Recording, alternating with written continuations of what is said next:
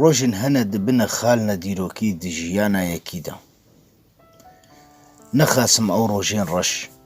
ڕۆژێ گۆیەک ji ber çava winda dikê kesne pir şêrî pir nêzîkî dilê yekî ev helbest diyarî giyanê diya bawir tavê baranê bûn yek dige li şîna tenarîn rondik û baran tev de li ser rûyê min barîn eva sê salên bi kul serçûna te de borîn xem û keser pir dibin her tê sibatôka dîn xewn û hêviyên sala li ser cîhanê barîn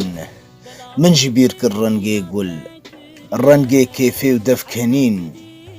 her sal weke vê rojê li min nû dibê birîn got cîhan tev ji bîr bê ez ji bîr nakim narîn ez ji bîr nakim narîn